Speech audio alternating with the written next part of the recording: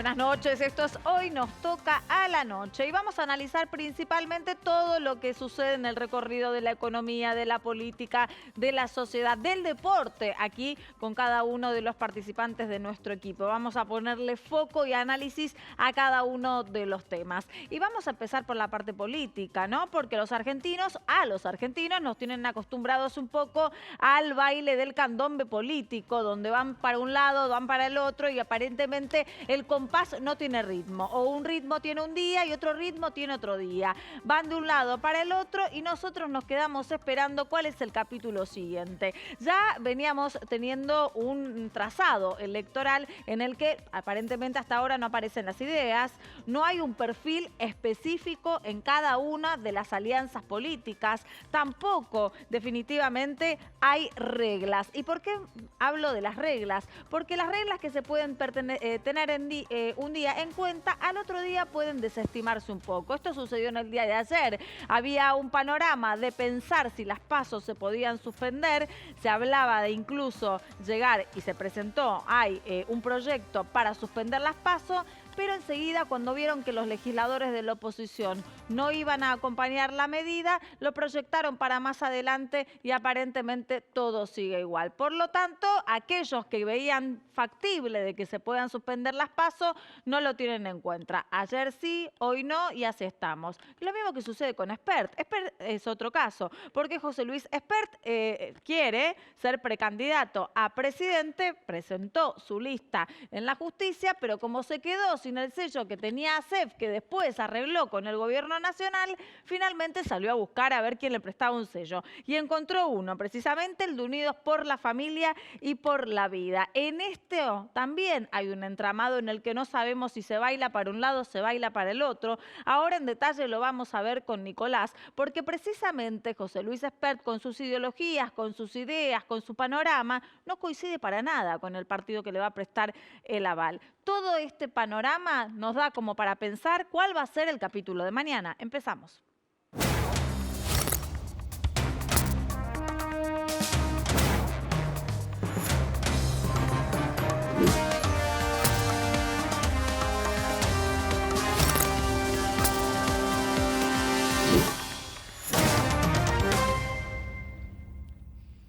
Bueno, y en el panorama político, entonces, hoy nos vamos a dedicar a la trama de José Luis Espert, un economista que desde un principio, antes que se largue el calendario electoral, dijo que quería ser presidente. En algún punto fue dándose a conocer en los diferentes medios, para quienes no lo conocían, y fue captando algunas conquistas, e incluso las encuestas creo que le daban 4 o 5% aproximadamente. Al momento de inscribirse como candidato, se había quedado sin sello y sin aval. Todo el resumen y todo el recorrido de esa historia con Nicolás Luca. Buenas noches. ¿Cómo estás, Diana? Buenas noches.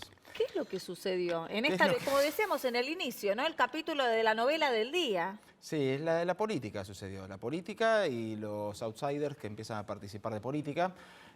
Antes que nada, me comprenden las generales de la ley en este caso, pero bueno, en el momento en que deciden jugar políticamente, uno como periodista tiene que empezar a evaluar cada una de las opciones que van surgiendo. José Luis Espert quiso ser candidato, es de hecho precandidato a presidente, tiene que afrontar las PASO ahora en agosto, pero de entrada hubo como una interna liberal que terminó estallando y terminó en esto que pasó ahora. O sea, lo que pasó ahora, resumiéndolo, en un principio el Frente de Espert no tenía avales para presentarse en todo el país, son 95.000 mesas. Claro. ¿Sí? Necesitas un partido con una estructura que pueda presentarse en 24 distritos para competir para la presidencia, 23 provincias más la ciudad autónoma de Buenos Aires. Entonces empezamos a buscar alianzas con distintos partidos. Aparece el partido de ASEF, ¿sí? UNIR. Sí. ASEF no es precisamente un candidato que uno diga, un personaje que uno diga, che, ¿cómo representa los valores liberales? ¿Sí? Porque hay que aclarar que José Luis Espert, además de economista, es un ícono del pensamiento liberal en la Argentina. No es precisamente ASEF el personaje ideal para acompañar. Pero entre algunos íbamos como teniendo un poco necesitaban el sello, bueno, decidieron ir con ASEF.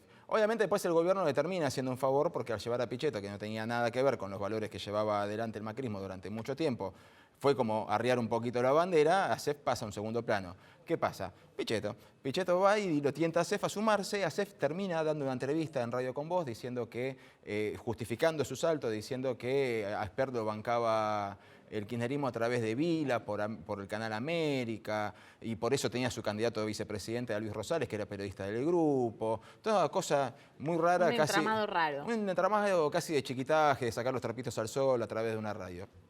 Pero esto fue el viernes. El sábado vencían los plazos para presentarse. El sábado Espert moviliza con algunos militantes que lo acompañan y se presenta ante tribunales y presenta igual su inscripción, y aparte de 48 horas para conseguir cómo competir. Decidieron buscar, consiguieron, pero consiguieron un lugar que uno dice, ¿qué nos pasó? ¿Sí? Bueno, porque aparece consiguieron el aval que la llevó al menos a Amalia Granata en como Santa legisladora Fe. en Santa Fe. Sí, ahí es donde empezamos a encontrar las principales diferencias. Amalia Granata, obviamente, llegó, hizo una campaña pro vida. ¿Sí? Sí, José Luis conservadora. Espert, sí, José Luis Espert es el único de los liberales argentinos, el único de los liberales argentinos, que Vox Populi ha dicho que está a favor de la despenalización y legalización del aborto, a favor de la despenalización del consumo de estupefacientes y a favor de la educación sexual integral. ¿Qué tiene que ver con Granata? Nada. Absolutamente nada. Bueno, el frente que la acompaña a Granata sí tiene que ver más con el pensamiento, por lo menos esa parte de ese pensamiento, que con el de Espert. Estamos hablando del frente UNITE, ¿sí? Su autoridad, su máxima autoridad es Bonacci, y Bonacci no hay forma sutil de definirlo, es un tipo que se lo puede resumir en sus fotos y sus abrazos con Biondini. Otro personaje, no sé cómo llamarlo de otra forma que no sea... bueno, ahí lo podemos ver de fondo. La abreviación en alemán del Partido Nacional Socialista les cae hermoso porque lo han reivindicado no una, sino cada vez que pueden. Y si hay algo que está alejado del liberalismo, precisamente, son los pensamientos fascistas. De hecho, en la Segunda Guerra Mundial los liberales llegaron a tragarse el sapo del comunismo con tal de ganarle a los fascistas. Pero bueno, bienvenidos a la Argentina. Ahora, Bonacci todos estos personajes se sí. empiezan a unir y a Espert le llegó la política, como bien iniciabas vos, Sí. la necesidad de un sello. Sí, una necesidad que en un principio, si lo que interesaba era marcar agenda liberal, con ir como candidatos desde legisladores, hubieran hecho un papel mucho más que loable, porque hubieran entrado como candidatos a legisladores, Pero por lo la menos meter intención uno, de dos él o desde tres el inicio diputados. fue presentarse como precandidato a presidente. Sí, los principales a sabiendas beneficiados. que iba a perder, ¿no? Los principales beneficiados son los que lo acompañan en la lista de diputados, sabiendo que él por ahí no llega a presidente, lo más probable es que las encuestas ya demuestran que no va a llegar a presidente, pero los que encabezan la lista de diputados por ahí ya puedan llegar a entrar y el negocio redondo va a ser para ellos. Ahora, dentro de todo esto pasa, obviamente uno dice, ¿por qué estamos hablando tanto de un porcentaje pequeño de la sociedad? Bueno, porque las ideas liberales han sido las ideas que han dado forma a este país, ¿sí? Los pensadores liberales le han dado forma a la Constitución Nacional, a la organización del Estado Nacional, y con el paso de los tiempos uno llega a un punto en el cual uno habla con cualquier liberal que se precie de tal en la Argentina y se encuentra con que el liberal es economicista, nada Ahora, más. Nicolás... Te habla de la economía. Vos le planteás a un liberal de la economía y te dice, son todos comunistas. Le hablas del aborto y te dice, no, el derecho... no, yo con esas cosas no me meto. Y hablas de la educación sexual y no es adoctrinamiento. Entonces son conservadores que no quieren pagar impuestos. Así se definen los liberales argentinos, ¿sí? De libertades y derechos individuales y liberalismo político clásico. Todo eso es progresismo. Lo que importa es la parte económica. Ahora, igualmente a lo que voy, sin ánimos de discutir, por supuesto, No, sino de abrir al debate, es que Espert se vio en la necesidad de ir detrás de una alianza política, al igual que el resto de las fuerzas que sí tienen mucho porcentaje de voto. Hablemos del Frente de Todos, que en un principio era el kirchnerismo, la cámpora, pero se termina aliando con alguien con el que estuvo peleado muchísimos años. Por un lado estamos hablando... Y lo mismo con Macri y Pichetto. Pues estamos hablando de lo de Espert como una parte pequeña, pero cuando uno... O sea, a mí me daba cierta vergüenza entrar a redes sociales hoy o ayer o durante todo este fin de semana, porque nos encontrábamos con algo muy ridículo. O sea, todos se están tragando sapos. Todos se están tragando sapos. Salir a pegarle a Espert es un poco fuerte, ¿no? Porque, o sea, salvo que formes parte del Frente de la Izquierda de los Trabajadores, el resto se están comiendo todos sapos. Todos se están comiendo sapos. Los kirchneristas se están comiendo a Alberto Fernández. Alberto Fernández se está comiendo que tenga toda la cámpora metida dentro del listado de legisladores. El macrista clásico se está comiendo a Pichetto. Los radicales se están comiendo que se quedaron afuera. Pero el único que se está comiendo el sapo es el que iba a votar José Luis Espert. Entonces, dentro de todo ese entramado, uno dice, ¿qué es lo que vamos a votar ahora en agosto, después en octubre y si hay balotaje en noviembre? ¿Cuáles son las ideas? Porque si vamos a plantearlo desde ideas, uno apuntaba a que los partidos chicos por lo menos captaban menos votos, pero venían con ideas. ¿Y dónde quedan las ideas cuando terminás transando con un tipo que es todo lo opuesto al liberalismo?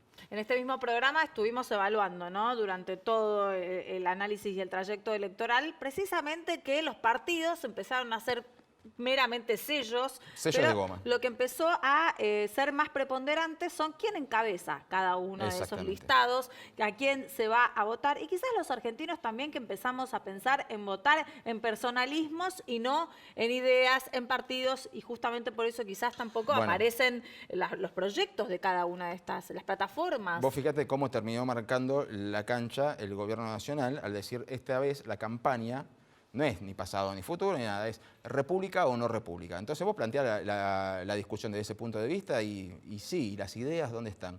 Porque república sí, ya está claro, el país es republicano, no discutamos más eso. Entonces, ¿cuáles son las ideas de fondo? ¿Cómo me venís a garantizar la república? ¿Cuál es tu proyecto económico? Ya no te pido a largo plazo, a mediano plazo, los próximos 4 años, ¿cómo pensás administrar la economía? Y no lo digo por Macri, lo digo por Alberto Fernández, lo digo por todos. ¿Sí? Lo digo por absolutamente todos. Ahora, el caso Spert claro, es el botón de muestra. Apuntamos acá, ¿por qué? Porque salió en la tapa de los diarios el fin de semana, todo el mundo dice, che, no, mirá lo que está pasando. No, chicos, está pasando en todos los partidos, en todos los frentes, en todos. bueno, ahora en este caso entonces José Luis Espert, para terminar la novela de él, tiene el aval de este partido, pero también la Sí. justicia tiene que primero chequear todos los papeles. Sí, tiene que chequear todos los papeles. Probablemente digan que sí, salvo que Pichetto salga mañana a comprarlo también a Bonacci, puede pasar. Pero salvo que suceda eso, va a competir. El tema es el electorado, la interna es esto, el liberalismo argentino.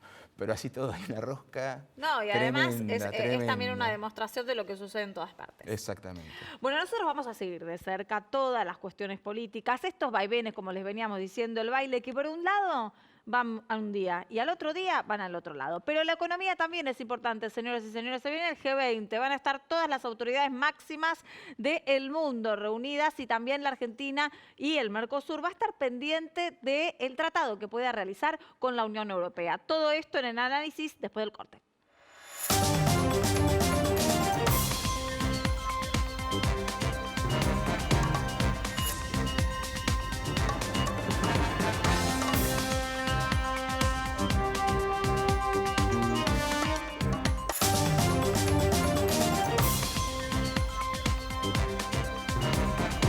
Por estos días vamos a estar al menos un poco pendientes en la economía de todo lo que es el tratado del Mercosur con la Unión Europea. Vamos a darle las buenas noches a nuestra compañera Laura García. ¿Cómo estás? Bien, muy bien, Diana. Bueno, es importante, ¿no?, poner Sí. de relieve todo lo que pase en el G20 y en el marco del tratado que puede haber entre nuestro bloque, el que integra a la Argentina, con el Mercosur, con el resto de los países que integran el Mercosur, y la Unión Europea. ¿Cuáles son los beneficios que puede traernos? ¿Cuáles son los productos que nos pueden beneficiar? Etcétera. Tal cual. Mira, para darte una idea de lo relevante que puede llegar a ser que se cierre este acuerdo, mirá Ajá. lo tortuosa, lo larga y lo dificultosa que ha sido esta negociación, que lleva 20 años. Arrancó en 1999.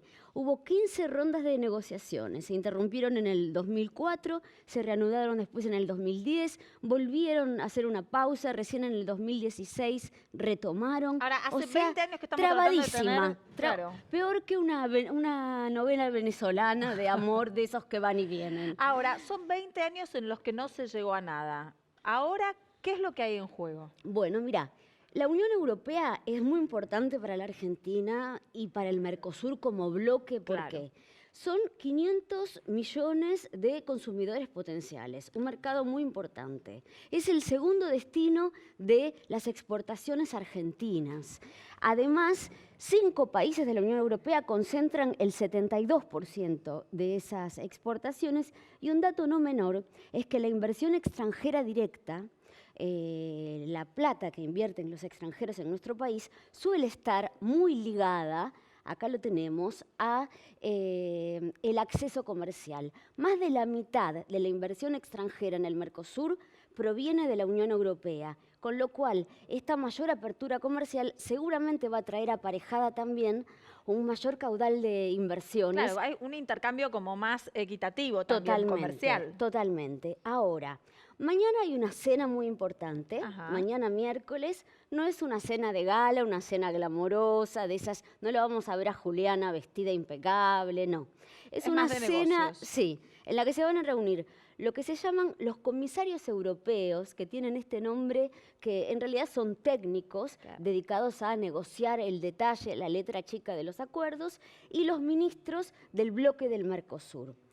Ahí van a tratar de afinar los últimos detalles para ver si en Osaka, Japón, durante el G20, que se va a celebrar viernes y sábado, Macri y el presidente de la Comisión Europea, que se llama Jean-Claude Juncker, pueden anunciar este bendito, histórico y tan dilatado acuerdo.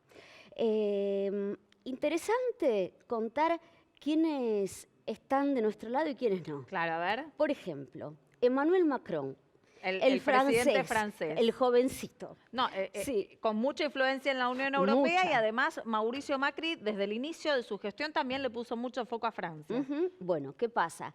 Él se opone porque ve muy amenazada la industria vital y emblemática del vino francés. Claro. Entiende que se estima que las exportaciones de vino argentina a Francia podrían multiplicarse por 12 en el caso de bajar o eliminarse los aranceles. O sea que temen una inundación de productos argentinos, productos agrícolas en general, no solo el vino, pero bueno, en el caso de Macron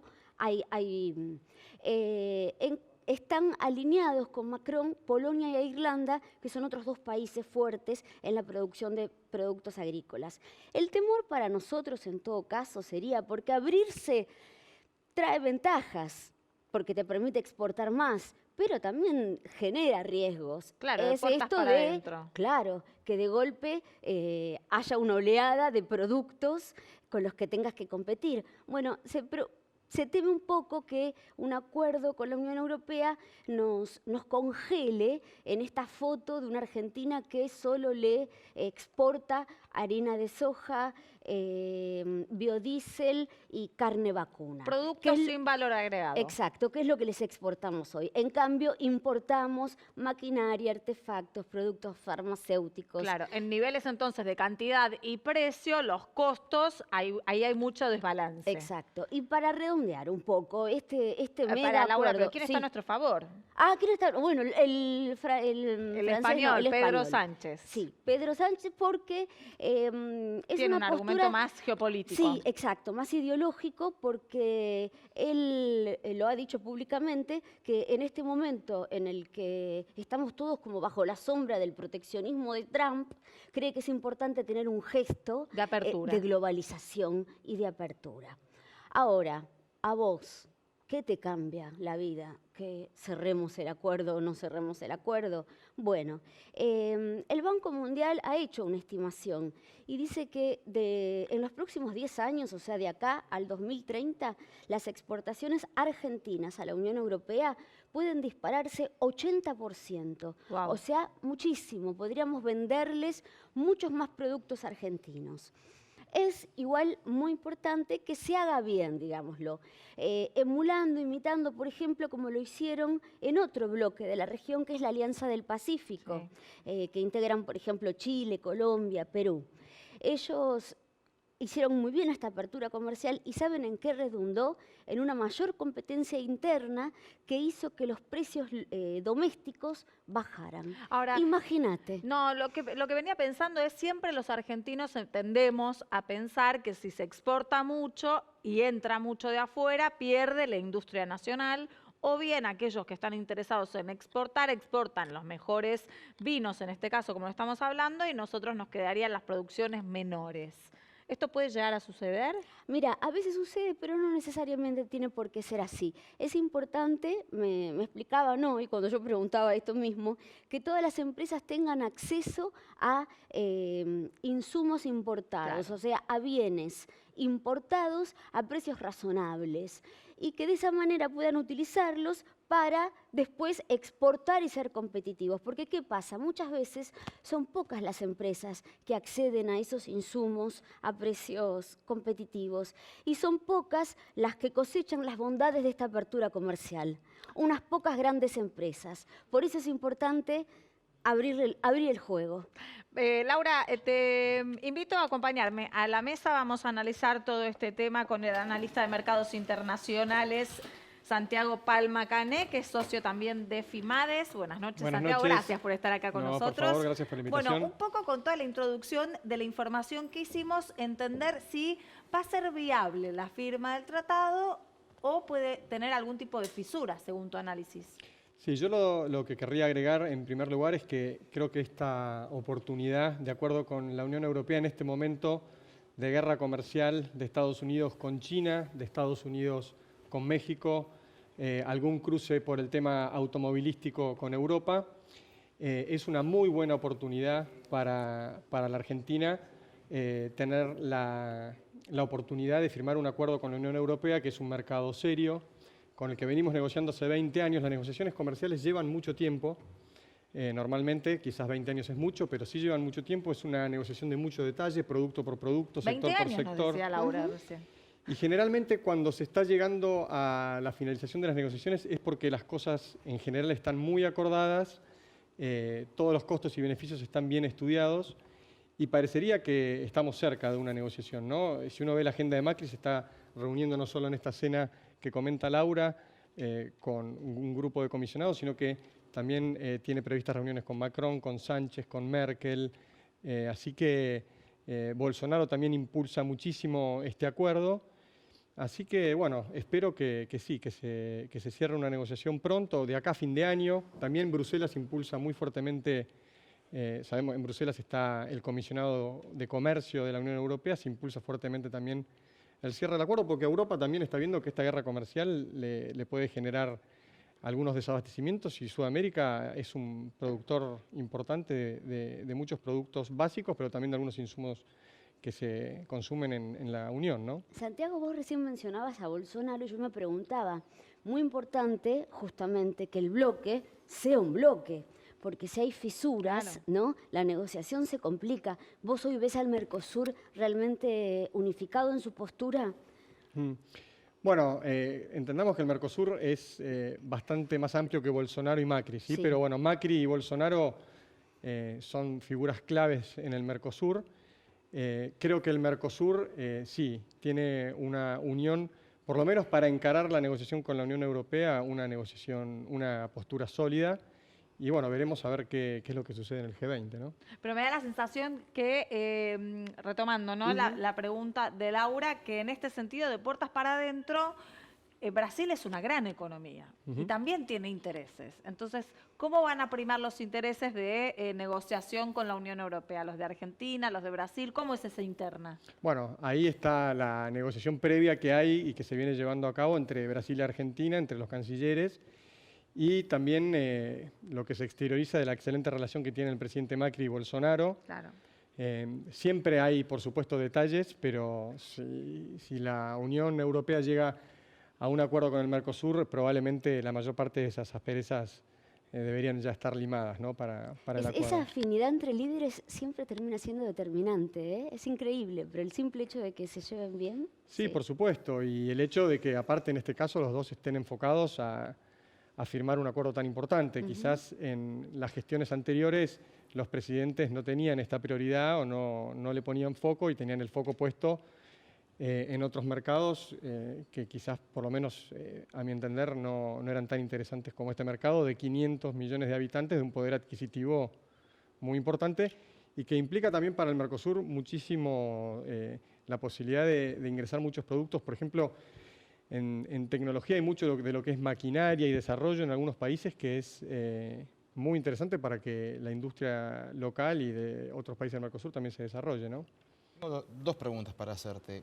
La primera es si nosotros podemos salir mucho más beneficiados de la disrupción entre Reino Unido y Europa, porque bueno, Reino Unido va a estar libre de comerciar nuevamente y bueno, nosotros somos proveedores y podemos proveer a Europa, ¿por qué no también proveer a Reino Unido si eso no nos va a beneficiar a nosotros, a pesar de que los perjudica a los europeos. Y la otra, bueno, primero esa.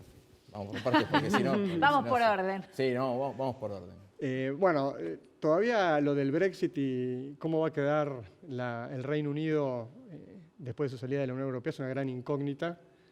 Ver de qué forma va a salir, en qué plazos y cómo va a quedar con respecto a los demás mercados con los que transa, porque, digamos, en los últimos años tenía un estatus de comercialización de sus productos que todavía no está resuelto ni cómo ni cuándo van a salir y, por lo tanto, yo creo que va a ser, por lo menos para nosotros, una incógnita de tiempo a resolverse, ¿no? Bueno, entonces te pateo a otra incógnita.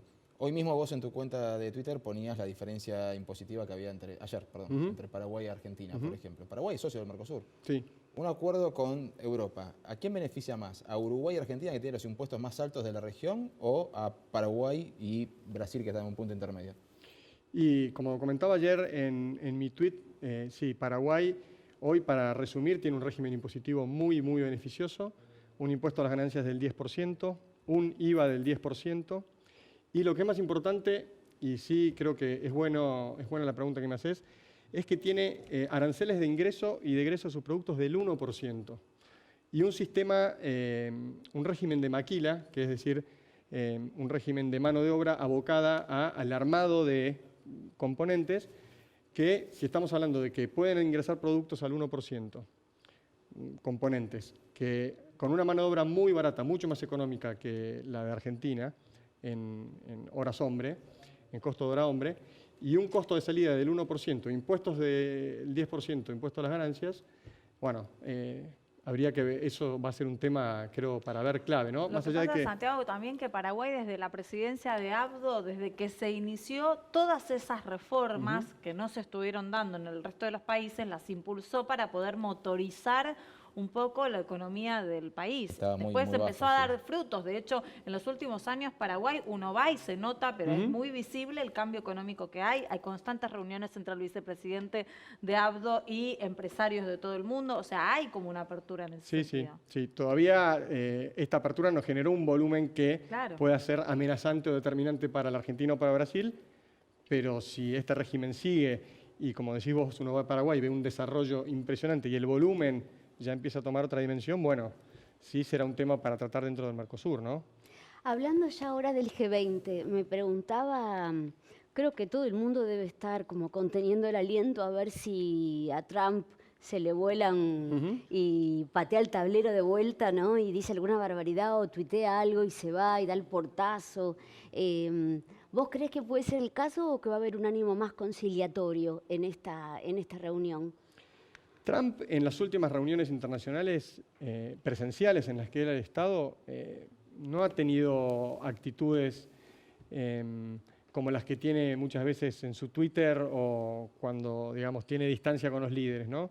Yo tengo la expectativa de que cuando se encuentren con los demás líderes, y específicamente con el presidente chino, no levante el voltaje de la discusión y no digo que lleguen a un acuerdo y una resolución del asunto ahí, pero sí que por lo menos sigan generando un marco de negociación futuro más amigable y bueno, veremos, ¿no? En la última comida que tuvieron en la Casa Blanca, cuando estuvo el presidente chino, la previa había sido de mucho intercambio, de mucho tweet, parecía que se iba a quebrar, y después estaban a los abrazos y en las fotos sonrientes, y después de esa reunión parecía que venía una recomposición del asunto y después arrancó de vuelta la dinámica, ¿no? Pero es una incógnita, pero por lo que uno viene viendo el comportamiento de Trump en las reuniones bilaterales o internacionales, finalmente en los encuentros cara a cara no termina de definir las cosas, ¿no? Y ya que entramos en el sendero del G20, ¿cuáles son los desafíos de la región ahora en Japón? Bueno, los desafíos de la región es mostrar que la región está teniendo un cambio político, una mayor apertura internacional, una mayor apertura política y una mayor apertura económica. Y específicamente Argentina creo que tiene también bastantes desafíos de explicar cómo va la economía, de explicar cómo va... el año electoral. Exactamente, el año y electoral. Que quien gane no va a dar vuelta a todo lo que estamos haciendo. Por lo menos Macri, que es el que va a asistir, decir qué es lo que va a hacer él y dar alguna impresión de lo que podría suceder si no gana él. Pero me imagino que apostará a comentar qué va a pasar si él gana, ¿no? Pero sí genera muchísima incertidumbre a nivel internacional todo este panorama que se abrió a partir de este fin de semana con la presentación definitiva de las listas, ¿no? Y ahora las cartas están echadas, ya los candidatos sabemos quiénes son. Y lo que estamos viendo acá es una cierta paz cambiaria que empezó, yo diría, en abril, cuando el Fondo Monetario permitió que el Banco Central pudiera intervenir en los mercados, y después un claro quiebre el 11 de junio, cuando se anunció la candidatura de Pichetto, que ahí el tipo de cambio bajó a la fecha Baja. un Sigue 5%. bajando. El riesgo país, que estaba en 1.003 puntos, llegó a 825, hoy subió un poco. Los bonos subieron, las acciones subieron, es decir, hay un cambio de escenario que puede sostenerse, pero puede descomponerse también, porque acá faltan números, ¿no? Faltan los números de las encuestas con los candidatos reales, a ver qué es lo que sucede, y eso puede cambiar de vuelta Falta esta agosto, estabilidad. digamos, ¿no? O sea, hay que ver qué pasa Claro. después de las PASO. Después de las PASO, ni hablar. Pero yo digo, cuando aparezcan las primeras encuestas, que digan Fernández, Cristina Kirchner, que son los candidatos, ¿no? Más Antes era fuertes. Cristina Kirchner sola y Macri solo. Bueno, ahora esto cambió. Entonces, Ya que hay aparezcan, fórmulas. exacto. Y después van a tener que aparecer el contenido de las fórmulas, ¿no? Y qué es vos lo comentabas al principio del programa. Muy bien, los candidatos están, pero ¿qué proponen? Claro. ¿No? Hacia futuro. Porque, bueno, hay cuestiones que resolver y hay políticas que definir. Y la gente después tendrá que elegir y definir a ver si, más allá de los candidatos, lo que proponen es viable o no viable, ¿no? Santiago, y actualmente está el gobierno de Cambiemos, ¿no? Con un eventual gobierno diferente, ¿no? Con un eventual cambio de gobierno. Esto podría llegar a afectar las diferentes relaciones internacionales, los diferentes tratados, como por ejemplo con el de la Unión Europea. Va a depender de la política internacional que tome el partido que asume, si no es el partido del oficialismo. Si toman una política comercial abierta y en la misma línea que la que tiene el gobierno actual y los demás miembros del Mercosur, no habría grandes cambios. Parecería que los que tienen posibilidades de ganar la elección, que es el partido de Fernández y de Cristina Kirchner, por lo menos por lo que uno pudo ver en sus gobiernos anteriores, la política exterior es totalmente distinta y no veo razones por la que la vayan a cambiar, ¿no? Por lo tanto, un cambio de gobierno del actual a lo que puede ser el kirchnerismo puede implicar cambios en las relaciones internacionales que sean importantes. Aparte, ya Bolsonaro, por ejemplo, expresó que con el kirchnerismo no tiene buenas relaciones, ¿no? Entonces eso también... Aparte Pero eso uno me da la recuerda que cuando sensación que después cambia, pero bueno. Uno recuerda Sí, que cuando... claro, por supuesto que se tendrá que acomodar, pero no van a ser relaciones fluidas, digamos, estimo. No, obviamente, después te toca lidiar con tu vecino y se acabó. Se mudó el vecino, vino otro y bueno, es tu nuevo vecino. Pero uno recuerda que cuando fueron las negociaciones por la reestructuración de la deuda, el jefe de gabinete era Alberto Fernández, y eso dejó ciertos hilos sueltos, que fue lo que terminó colapsando en el 2014-2015. Próximamente Alberto Fernández tiene que reunirse con autoridades del Fondo Monetario Internacional. No sé si mañana o pasado, pero no pasado. El jueves. Sí. ¿Qué es lo que se dialoga en esos casos? O sea, se sienta lo del Fondo Monetario Internacional con un tipo que la última vez nos pagó cash. Listo, sí, fantástico, es un gran deudor. Pero, ¿qué se negocia? ¿Qué se charla ahí cuando uno le entregó todo a una gestión que no sabemos si va a continuar y tengo que charlar con el que puede venir después? Bueno, él ayer en una entrevista radial dijo que lo primero que le iba a decir al fondo es que habían cometido un grave error prestándole, sí, es decir, arrancamos bien. Supongo que eso será el mensaje que le da para sus votantes o para la gente de la tribuna de él, digamos, ¿no? Después, en privado y en lo serio, estimo que les dirá lo que le tiene que decir, que es ver la forma de ir cumpliendo el acuerdo. Argentina tiene necesidades financieras en los próximos años, una carga pesada de vencimientos y de intereses. Necesita del Fondo Monetario y el gobierno que asuma en unas condiciones muy distintas al escenario que cuando estaba Alberto Fernández en su momento en la jefatura de gabinete. O sea, con una situación fiscal distinta, una situación de cuentas externas distinta, sin una soja de $600, sin en su momento los fondos de las FJP que sirvieron para cubrir gastos. Es decir, el escenario es distinto y bueno, veremos. Es muy importante lo que va a pasar el jueves o lo que surja y salga a la prensa de esa reunión, ¿no? Santiago, igual más allá de ese mensaje, ¿no? Que como bien decís es un poco un mensaje para la tribuna y para... en la instancia en la que estábamos, ¿vos creés sinceramente que la salida era acudir al FMI en ese momento, habiendo llegado a esa instancia, o que había realmente alternativas que no se consideraban? Se barajaron otras alternativas, se probaron, o sea, Argentina venía de financiarse en el mercado externo bajo determinadas condiciones. Y pero eso ya no era posible. Eso ya no era viable. Cubrir el gasto y las necesidades de financiamiento que había con emisión tampoco era viable y era posible, eso ya se había terminado. Y las otras fuentes de financiamiento externo, para el volumen de plata que necesitaba Argentina, no alcanzaba. O sea, el único prestamista que estaba dispuesto a darle la suma que necesitaba el gobierno para seguir adelante era el fondo bajo esas condiciones. O sea, obviamente que fue una decisión que se barajó después de evaluar todas las alternativas, pero el momento para Argentina para buscar otras fuentes de financiamiento no era posible. Ahora, ¿tenemos que estar preparados los argentinos para otro golpe de timón en la economía o podemos pensar de que puede llegar a haber una estabilidad mínima? Si cambia el gobierno, me decís, si viniera... Y deberíamos estar preparados, sí, para que haya algunos cambios. Más allá de que, como decía, hay muchas cuestiones que están dadas y que no podemos volver a ciertas políticas anteriores. No estoy diciendo si eran buenas o malas. Claro. Ya no está la posibilidad, es la realidad. O sea, la Argentina tiene una situación determinada, tiene que cumplir una serie de compromisos, ya no puede gastar más de lo que le ingresa, tiene que tener un déficit fiscal primario empatado, porque aparte tiene que pagar intereses y vencimientos de deuda.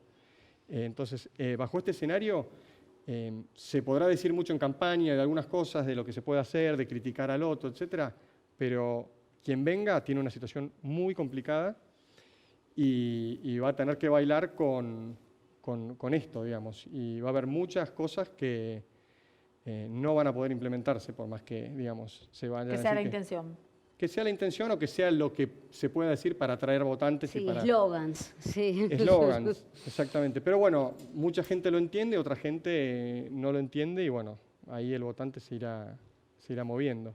Muchas gracias por estar aquí analizando esta noche. Nosotros vamos a ir a un corte y enseguida regresamos.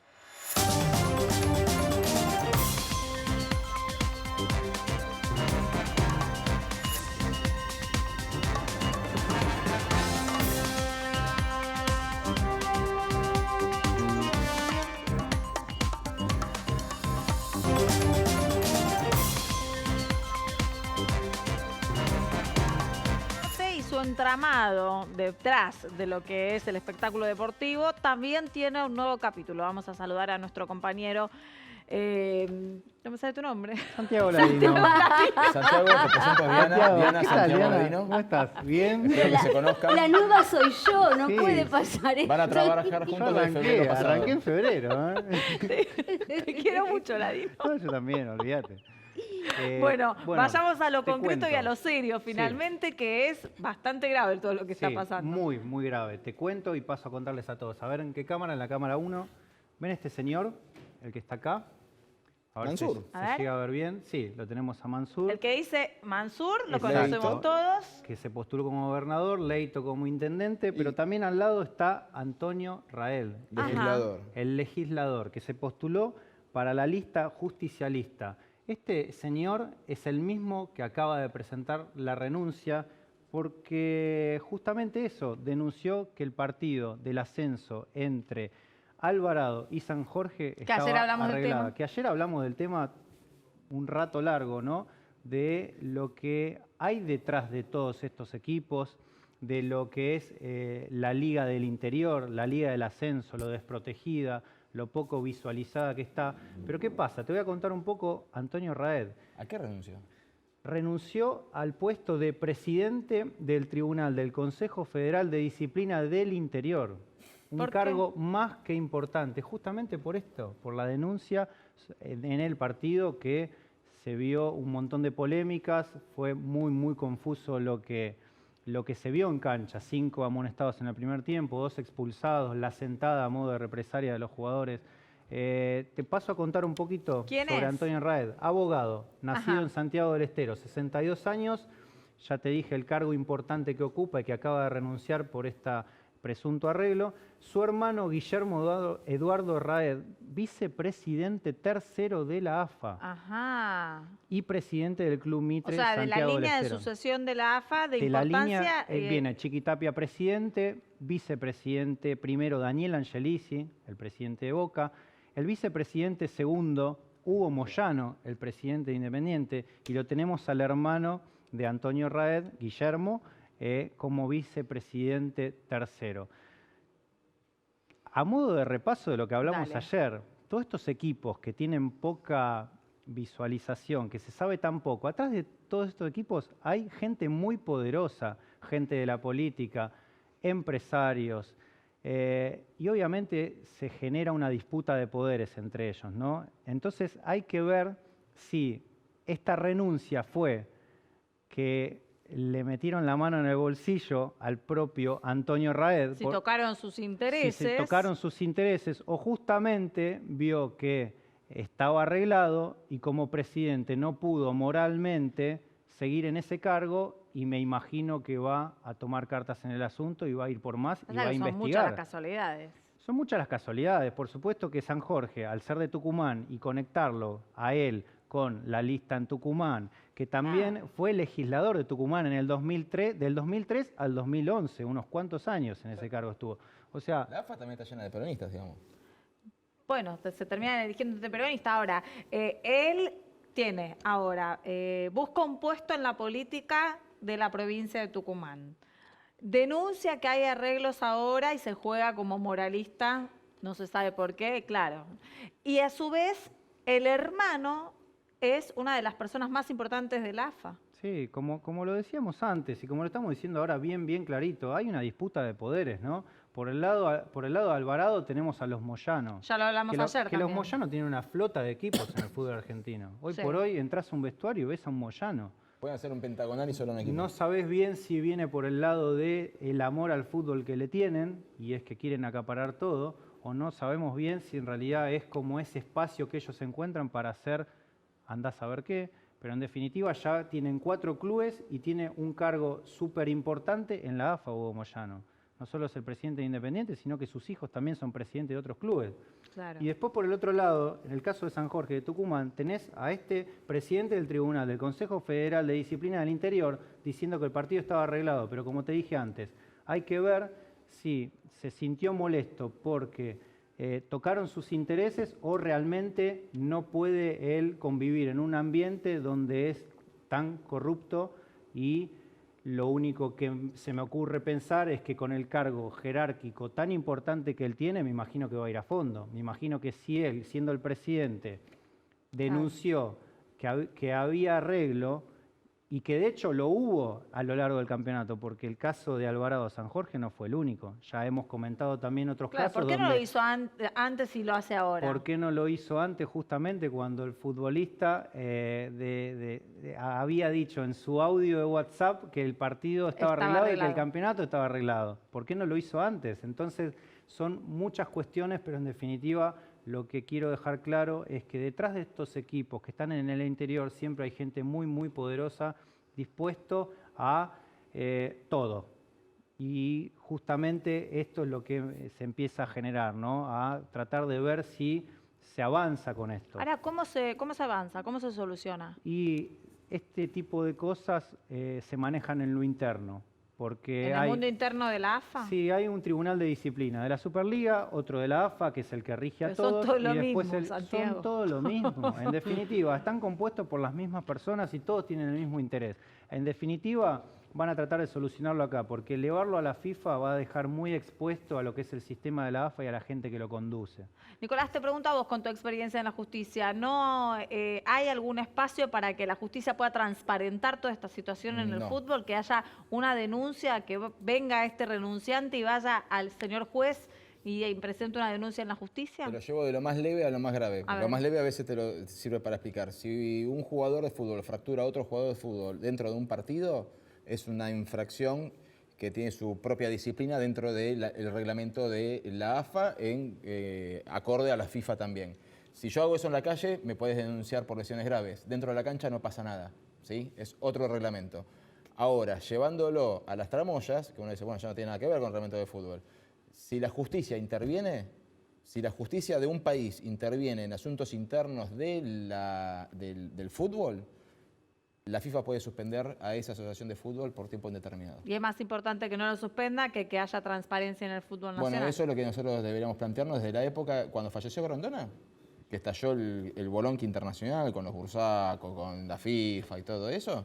Bueno, en ese entonces la justicia argentina tendría que haber intervenido, pero preferimos seguir jugando un mundial y no, bueno, hacer justicia, que es lo que correspondía. No, la verdad que se me ocurría porque digo, el presidente del tribunal, no sé, de disciplina del interior. renuncia. Dice que realmente lo que hay acá es un partido arreglado y no puede presentarse en la justicia para aclararlo, es un poco difícil. Pero siempre hay cuestiones aleatorias al tema, Santiago. Sí, sí, más allá de todo lo que podamos contar y analizar, lo que me deja a mí también como algo a subrayar es la posición de los futbolistas, que no solo a modo de represalia hacen una sentada, sino que después tienen que lidiar con la desafiliación de su club, con los sueldos que seguramente le van a quedar, andá a saber en qué situación, seguramente van a quedar en suspenso, no van a tener herramientas para poder cobrar los premios por haber disputado esa final. Entonces es muy triste que las víctimas tengan que encima sufrir esto por un arreglo de partidos y algo que ojalá no quede en la nada y se sepa cómo fue dándose todo esto. Bueno, que está saliendo a la luz, evidentemente. Hay información que no podemos dejar pasar en el día de hoy. Antes de irnos, vamos a ir bien cortito, Laura. Bien, bueno, te cuento. Estoy preocupada, Diana. ¿Por qué? Porque extienden el ahora 12, las 12 cuotas sin interés, ya no de jueves a domingos, sino toda la semana. ¿Estás preocupada Me por dan vos? muchas ganas de tarjetear.